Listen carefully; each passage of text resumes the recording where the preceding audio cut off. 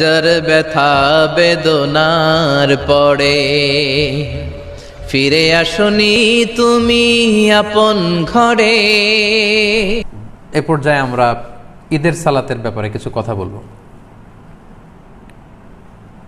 যেহেতু করোনা পরিস্থিতির কারণে গোটা বিশ্বে এখন লকডাউন চলছে, একটা ক্রাইসিস মোমেন্ট, গোটা বিশ্ববাসী এখন খুব আতঙ্কিত, গোটা বিশ্ববাসী খুব বিপদের মধ্যে আছে।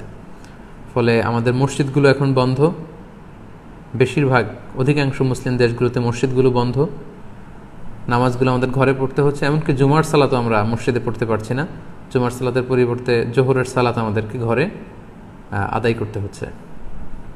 এই পরিস্থিতিতে আর 2 দিন পরে আমরা ঈদ উল ফিতর উদযাপন করতে যাচ্ছি। এখন যেহেতু আমরা মসজিদে যেতে পারবো না, আমরা কিভাবে ঈদ উল ফিতর এর সালাত আদায় করব? আমরা কি ঘরে ঈদ উল ফিতরের সালাত আদায় করব নাকি করা লাগবে না? এ ব্যাপারে অনেকেরই অনেক প্রশ্ন এবং এই ব্যাপারটা নিয়ে অনেক আলোচনা হচ্ছে। এবং পৃথিবীর বেশিরভাগ মুসলিম দেশগুলোর যে মুসলিম স্কলাররা বা ফতুয়া বোর্ডগুলো আছে, তারাও এই ব্যাপারটা নিয়ে গবেষণা করে ফতুয়া দিচ্ছেন। এই ব্যাপারটি এত বেশি আলোচিত হওয়ার কারণ হচ্ছে এর আগে কখনো এরকম পরিস্থিতি, এটা একটা উদ্ভূত পরিস্থিতি, এরকম পরিস্থিতি বা সিচুয়েশন আমরা কখনো ফেস করিনি। আমার এই জীবনে আমি কখনো দেখিনি যে ঈদের সময় আমাদেরকে এরকম আবদ্ধ থাকতে হচ্ছে। আপনাদেরও অভিজ্ঞতা যদি আপনারা শেয়ার করেন তাহলে একই অবস্থা দাঁড়াবে যে আমরা আমাদের পুরো জীবনে এরকম রমাদান কাটাইনি। It's a unique Ramadan and it's going to be a unique Eid celebration for Muslim ummah around the world. গোটা বিশ্বব্যাপী এটা আমাদের জন্য একটা ইউনিক ডিফারেন্ট ঈদ হবে। তো যেহেতু ডিফারেন্ট, সো এটার মাসআলাটাও একটু ডিফারেন্ট, যে আমরা ঘরে ঈদের সালাত পড়তে পারবো কি পারবো না, এই প্রশ্ন কেউ কখনো আগে করেনি বা করার প্রশ্ন আসেনি।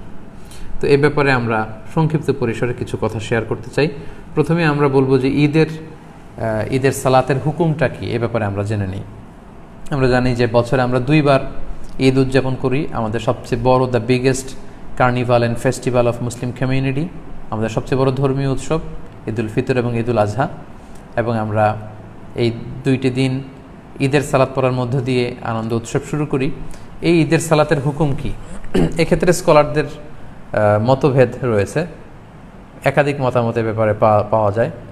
মালিকি এবং শাফি মাযহাবে ঈদ উল ফিতর এবং ঈদ উল আজহা এই ঈদের সালাতগুলো আদায় করার বিধান হচ্ছে, ওনারা বলেছেন যেটা সুন্নাতে মুআক্কাদা, মানে রেকমেন্ডেড সুন্নাহ, গুরুত্বপূর্ণ সুন্নাহ, যেখানে এমফাসাইজ দেওয়া হয়েছে। হাম্বালি মাযহাব মতে এটা ফরজে কেফায়া, অর্থাৎ এলাকার কিছু অংশ লোক যদি আদায় করে বাকিদের উপর থেকে এটার জিম্মাদারি কেটে যাবে। কিন্তু হানাফি স্কুল অফ থটে এটাকে আরও বেশি গুরুত্ব দেওয়া হয়েছে। হানাফি মাযহাব মতে ঈদের সালাত আদায় করা হচ্ছে ওয়াজিব, এবং শাইখুল ইসলাম ইবনু তাইমিয়া এবং ইমাম শাওকানি সহ আরও অনেকেই এই মতামতকে গ্রহণ করেছেন, অর্থাৎ ওয়াজিব, খুবই গুরুত্বপূর্ণ। যদি কেউ এটাকে তরক করে তাহলে সে গুনাহগার হবে ওয়াজিব তরক করার কারণে। এবং আমরা কোরআন সুন্নাতেও যদি একটু দৃষ্টি দেই তাহলে দেখব যে অনেক গুরুত্বের সাথে এই সালাতের ব্যাপারে বলা হয়েছে। আমরা সূরা কাউসারের 2 নম্বর আয়াতের দিকে যদি খেয়াল করি, সেখানে আল্লাহ তাআলা বলছেন ফাসল্লি লিরাব্বিকা ওয়ানহার।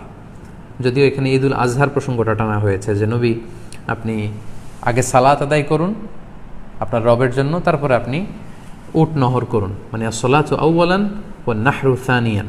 ঈদ উল আজহাতে আগে সালাত পড়ুন, তারপর আপনি জবাই করুন। তাহলে এখানে অর্ডার দেয়া হয়েছে ঈদের সালাত পড়ার জন্য। এবং সহিহ বুখারীতে একটি হাদিস আমরা পাই, উম্মে আতিয়া রাদিয়াল্লাহু তাআলা আনহা উনি বর্ণনা করেন যে আমারানা রাসূলুল্লাহ সাল্লাল্লাহু আলাইহি ওয়াসাল্লাম আন নুখরিজাহুন্না feel ফিত্রি wall আদহা।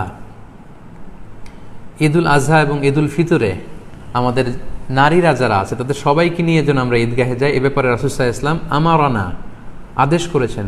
It was an order, রাসূল সাল্লাল্লাহু আলাইহি ওয়াসাল্লাম আদেশ করেছেন স্পেশালি।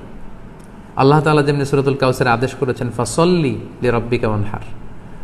এবং সহিহ বুখারীর এই হাদিস থেকে আমরা জানি যে আমারানা, রাসূল সাল্লাল্লাহু আলাইহি ওয়াসাল্লাম আমাদেরকে আদেশ করেছেন যাতে করে আমরা আমাদের নারীদেরকে নিয়ে ঈদগাহে যাই। আল আওয়াতিক ওয়াল হুইয়াদা ওয়া যাওয়াতিল খুদুর, অর্থাৎ যুবতী নারীদেরকে, এমনকি মেনস্ট্রুয়েশনাল পিরিয়ড চলছে যেই বোনদের মাসিক চলছে, তাদেরকেও যাতে ঈদগাহে নিয়ে যাওয়া হয়, তারাও যাতে ঈদের আনন্দ থেকে, এই বারাকা থেকে মাহরুম না হয়। ওয়া যাওয়াতিল খুদুর, এবং পর্দানসীন বা অন্দরমহলের নারীরা অর্থাৎ কুমারী নারীরা যারা খুবই লজ্জাশীল তাদের সবাইকে নিয়ে যাতে ঈদগাহে যাওয়া হয়। فأما الحيض فيعتزلن الصلاة ويشهدن الخير ودعوة المسلمين। এখন যাদের পিরিয়ড চলছে আল্লাহ রাসূল সাল্লাল্লাহু আলাইহি ওয়াসাল্লাম তাদেরকেও নিয়ে যেতে বলেছেন। এখন তারা তো পিরিয়ড চলাকালীন সময়ে তো নামাজ পড়া যায় না, কোরআন ধরা যায় না, তাওয়াফ করা যায় না, অনেক কিছু করা যায় না, তো তারা কেন যাবে? তো তিনি বললেন যে তারা যাবে, তারা যেন এই কল্যাণের সাথে শরীক হতে পারে, ঈদের আনন্দ যাতে সবাই মিলেমিশে একাকার হতে পারে, ভাগাভাগি করে নিতে পারে। ইয়াতাজিলনাল মুসাল্লা, তারা ঈদগাহে ঢুকবে না, ঈদগাহের বাইরে তারা অবস্থান করবে এবং তারা মুসলমানদের দোয়ায় শরীক হবে, এই বরকতে তারা শরীক হবে। তারপরে এক সাহাবী মহিলা অথবা উম্মে আতিয়া রাদিয়াল্লাহু তাআলা আনহা নিজেই তিনি আল্লাহ রাসূল সাল্লাল্লাহু আলাইহি ওয়াসাল্লামকে জিজ্ঞেস করলেন যে ইয়া রাসূলুল্লাহ ইহদানা লা ইয়াকুনু লাহা জিলবাব ক্বালা লিতুলবিসহা উখতুহা মিন জিলবাবিহা। উম্মে আতিয়া রাদিয়াল্লাহু তাআলা আনহা বলেন, ইয়া রাসূলুল্লাহ, আমাদের অনেক বোনদের তো পর্যাপ্ত পরিমাণে ঢোলা জামা নেই বা ওড়না নেই, তো পর্যাপ্ত ওড়না বা জামা না থাকলে আমরা কিভাবে ঈদের নামাজে শরীক হব? আল্লাহ রাসূল সাল্লাল্লাহু আলাইহি ওয়াসাল্লাম বললেন, তোমাদের অন্য বোন যাদের দুইটা ওড়না আছে তারা তাদের একটা ওড়না দিয়ে তার বোনকে হেল্প করবে, তারপরেও যেন তারা যায়। তো এই হাদিসগুলো থেকে এবং কোরআনের আয়াত থেকে আমরা বুঝতে পারলাম যে ঈদের সালাতের ব্যাপারে আল্লাহ রাসূল সাল্লাল্লাহু আলাইহি ওয়াসাল্লাম খুব বেশি গুরুত্ব আরোপ করেছেন। আমারও না, ইট ওয়াজ অ্যান অর্ডার। পাশাপাশি মুওয়াযাবাতুন নবী সাল্লাল্লাহু আলাইহি ওয়াসাল্লাম আলাইহা ওয়া আসহাবু, আল্লাহ রাসূল সাল্লাল্লাহু আলাইহি ওয়াসাল্লাম এবং সাহাবারা সব সময় ঈদের সালাত আদায় করেছেন, কখনোই ঈদের সালাতকে ওনারা তরক করতেন না। তো এগুলো থেকে বোঝা যায় কোরআন সুন্নাহর আলোকে যে ঈদের সালাতের ব্যাপারে আমাদের শরিয়া এটা খুবই গুরুত্ব আরোপ করেছে। এখন প্রসঙ্গ হচ্ছে এই লকডাউন পিরিয়ডে যদি মসজিদ আমাদের বন্ধ থাকে, ঈদগাতে জড়ো হওয়ার সুযোগ না থাকে, আমরা ঈদের সালাত বাসায় পড়তে পারবো কিনা? আমি আগেই বলেছি এটা একটা বিশেষ পরিস্থিতির কারণে এই প্রশ্নটা বা এই মাসআলাটা আমাদের সামনে এসেছে। এর আগে সাধারণত আমরা এ জাতীয় প্রশ্নের সম্মুখীন হইনি। এটা একটা উদ্ভূত পরিস্থিতির কারণে এই কোশ্চেন সব জায়গায় রেইজ হচ্ছে। তো এই প্রশ্নের উত্তর দিতে গেলে আগে আমাদের জানতে হবে যে যখন আমাদের পরিস্থিতি স্বাভাবিক ছিল বা যখন স্বাভাবিকভাবে ঈদগাহে যে ঈদের নামাজ পড়া যায়, মসজিদে জামাতে শরীক হওয়া যায়, তখন যদি কেউ ঘুম থেকে দেরিতে ওঠার কারণে বা কোনো কারণে ঈদের জামাতে শরীক হতে না পারে, তাহলে সেই ব্যক্তি কি পরবর্তীতে একা একা ঈদের সালাত আদায় করতে পারবে? এটার উত্তরটা আমরা জেনে নিলে এই পরিস্থিতিতে আসলে আমাদের কি করা উচিত হবে এটা আমরা খুব সহজেই অনুমান করতে পারবো। ঈদের সালাত কেউ যদি মিস করে, সে একা একা বা জামাতে ঘরে এসে পড়তে পারবে কিনা, এ ব্যাপারে দুইটি মত। প্রথম মত হচ্ছে মেজরিটি স্কলারদের মত, জুমহুরুল ফুকাহা, শাফিঈ, মালিকি, হাম্বলি সহ মেজরিটি স্কলারদের মতামত হচ্ছে কেউ যদি ঈদের সালাত জামাতে পড়তে না পারে, মসজিদে যদি মিস করে, ঈদগাহে যদি মিস করে, বাসায় এসে একা একা কিংবা জামাতে সে পড়তে পারবে। এটা হচ্ছে প্রথম মত। আর দ্বিতীয় মত হচ্ছে ওলামায়ে আহনাফদের মত। হানাফি মাযহাবের মতামত হচ্ছে যে না, ঈদের সালাত যদি কেউ মিস করে কোনো কারণে, ঈদগাহে যেয়ে যদি পড়তে না পারে বা মসজিদে যেয়ে পড়তে না পারে, তাহলে তার আর ঈদের সালাত পড়া লাগবে না। কেন পড়া লাগবে না? হানাফি মাযহাবের দলিল হচ্ছে ঈদের জামাতটা এটা একটা সামাজিক ইবাদত। জুমার সালাতের ক্ষেত্রে যে সমস্ত শর্ত, ঈদের সালাতের ক্ষেত্রেও একই শর্ত, তাই এটা সামাজিকভাবে পড়তে হয়। তাই জুমার সালাত যদি কেউ মিস করে, সে যেমনি ঘরে একা একা জুমা পড়তে পারে না, তাকে আলাদাভাবে 4 রাকাত জোহর পড়ে নিতে হয়, তেমনি ঈদের সালাত কেউ মিস করলে সে বাসায় এসে আর ঈদের সালাত পড়তে পারবে না বা পড়ার প্রয়োজন নেই। এটা হচ্ছে হানাফিদের যুক্তি, ওলামায়ে আহনাফদের যুক্তি।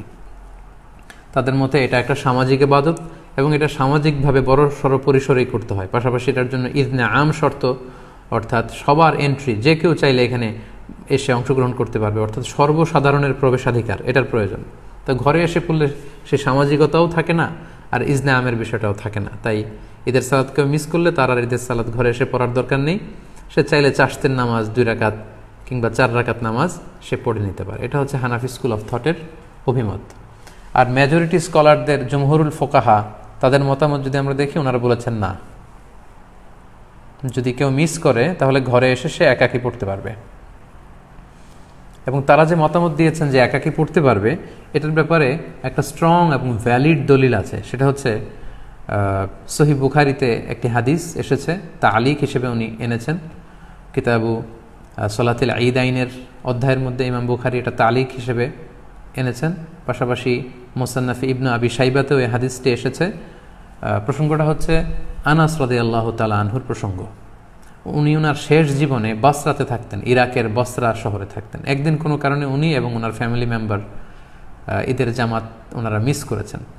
মিস করাতে উনি বাসায় এসে সবাইকে নিয়ে ঈদের জামাত আদায় করেছেন বাসায়, এবং হাদিসটি সহিহ বুখারীতে এসেছে। আমি হাদিসটা আপনাদেরকে পড়ে শোনাচ্ছি।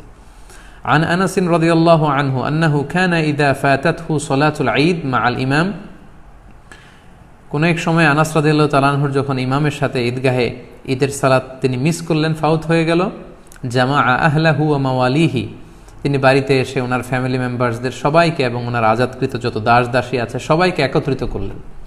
সুম্মা কামা আব্দুল্লাহ ইবনু আবি উতবাতা মাওলাহু ফায়ুসাল্লি বিহিম রাকাতাইন, তারপর ওনার আজাদকৃত দাস আব্দুল্লাহ ইবনে আবি উতবা ওনাকে বললেন যে তুমি আমাদেরকে নিয়ে ঈদের সালাতের ইমামতি করো। আব্দুল্লাহ ইবনে উতবা আনাস রাদিয়াল্লাহু তাআলা আনহুর অনুমতিক্রমে সবাইকে নিয়ে 2 রাকাত ঈদের সালাত ঘরে আদায় করলেন বাসায়।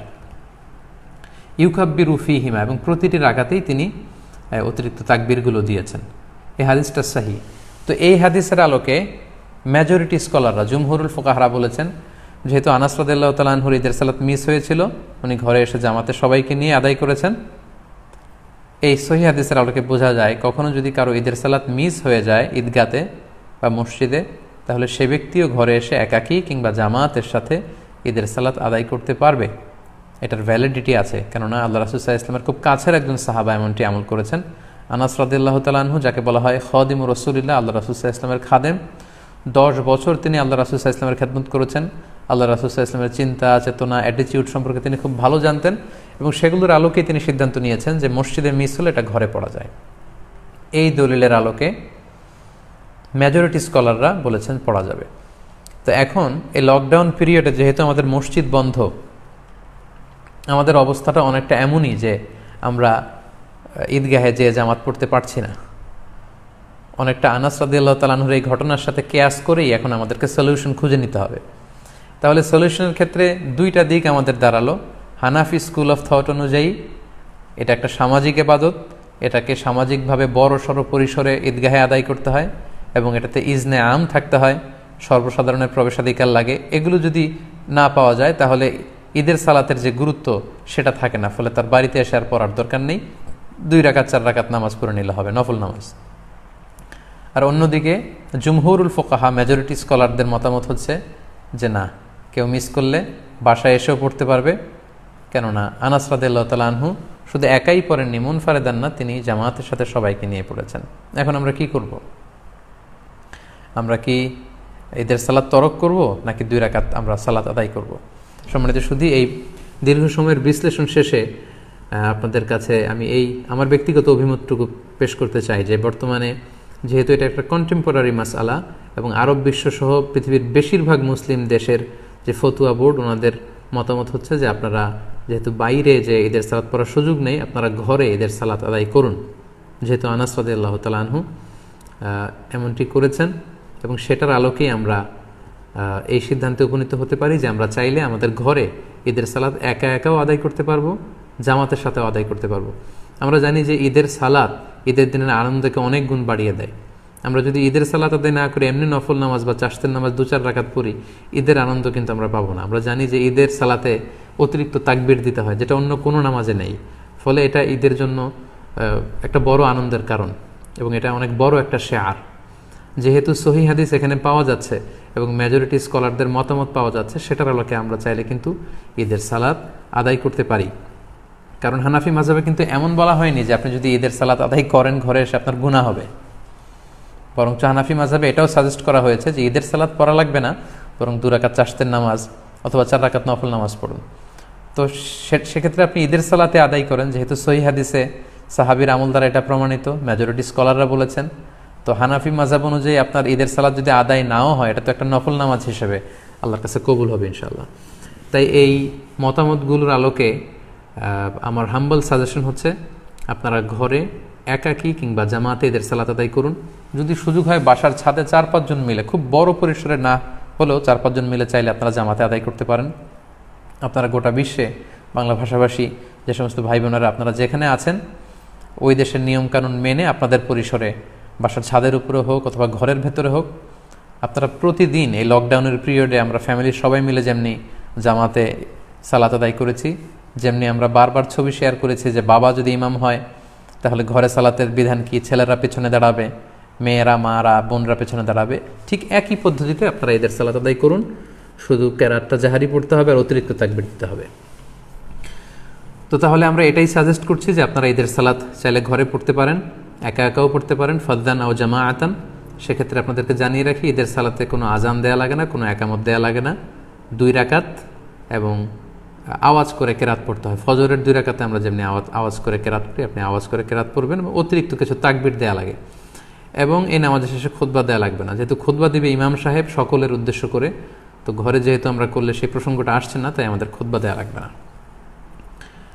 ঈদের সালাতে আমাদের অতিরিক্ত তাকবীর দিতে হয়। এই তাকবীরের প্রসঙ্গটা 1 মিনিটে শেয়ার করে আজকের লাইভ প্রোগ্রাম আমি শেষ করতে যাচ্ছি ইনশাআল্লাহ। আমরা জানি যে ঈদে অতিরিক্ত তাকবীর দিতে হয়। হানাফি মাযহাব মতে আমরা 6টা অতিরিক্ত তাকবীর দেই, প্রথম রাকাতে অতিরিক্ত 3টা, দ্বিতীয় রাকাতে 3টা। শাফি মাযহাবে অতিরিক্ত 12টি তাকবীর দেওয়া হয়, প্রথম রাকাতে 7টি, দ্বিতীয় রাকাতে 5টি। হাম্বালি আর মালিকি মাযহাবে 11টি অতিরিক্ত তাকবীর দেওয়া হয়, প্রথম রাকাতে 6টি, দ্বিতীয় রাকাতে 5টি। তো আমাদের বাংলা ভাষাভাষী যারা বাংলাদেশে, আমরা যেহেতু বেশিরভাগ হানাফি মাযহাবের অনুসারী, সো এক্ষেত্রে এবং এটার তাকবীরের সংখ্যাও কম এবং সবগুলো পদ্ধতি যেহেতু সহিহ হাদিস দ্বারা সাব্যস্ত, তাহলে আমরা 6 তাকবীরের এটাকে সাজেস্ট করতে পারি। এটা হিসাব রাখতে একটু সুবিধা হবে আমাদের।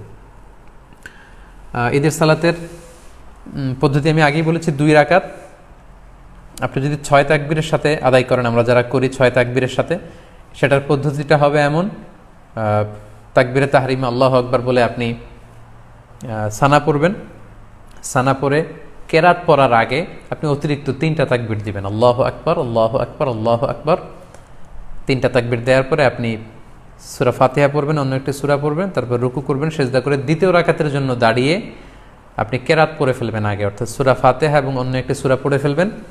রুকুতে যাওয়ার আগে আপনি অতিরিক্ত 3টি তাকবীর দিবেন, আল্লাহু আকবার, আল্লাহু আকবার, আল্লাহু আকবার, এবং চতুর্থ তাকবীর দিয়ে আপনি রুকুতে যাবেন। এভাবে 6টি অতিরিক্ত তাকবীর দেওয়ার মধ্য দিয়ে কিন্তু আমরা খুব সহজেই আমাদের বাসায় ঈদের সালাত আদায় করতে পারবো এবং ঈদের সালাত আদায় শেষে আমাদের খুতবা দেওয়ার কোনো প্রয়োজন নেই। সম্মানিত শুধু আশা করছি এই লকডাউন পিরিয়ডে কীভাবে আমরা ঈদের সালাত আদায় করব এ ব্যাপারে সম্যক একটি ধারণা আপনারা পেয়েছেন। আমি আবারও সবাইকে ধন্যবাদ জানাই যারা ধারাবাহিকভাবে এই 5টি লাইভে অংশগ্রহণ করেছেন। আজকে 5ম লাইভ, সর্বশেষ লাইভ। আমি দেখতে পাচ্ছি স্ক্রিনে প্রায় 26,800-900 দিনী ভাই বোন যুক্ত হয়েছেন। আপনারা লাইভটি শেয়ার করুন যাতে করে অন্যান্যরা উপকৃত হতে পারে। গত 2-1 দিন ধরে উপকূলীয় এলাকাগুলোতে ঘূর্ণিঝড় আমপানের কারণে আমাদের অনেক দিনী ভাই বোনেরা বিপদগ্রস্ত। আমরা তাদের জন্য দোয়া করি আল্লাহ তাআলা তাদেরকে বিপদ থেকে হেফাজত করুক। করোনা ভাইরাসের কারণে গোটা বিশ্বব্যাপী আমরা যে বিপদে আছি এই বিপদ থেকে আল্লাহ তাআলা উদ্ধার করুক। আমরা দেখতে দেখতে রমাদানের একেবারে শেষ পর্যায়ে চলে এসেছি, আর 1-2 দিন পরে আমরা ঈদ পালন করব। আমাদের ঈদুল ফিতর উদযাপন যেন আনন্দময় হয়, সুখময় হয়, আমরা এই কামনা আল্লাহ তাআলার কাছে করছি।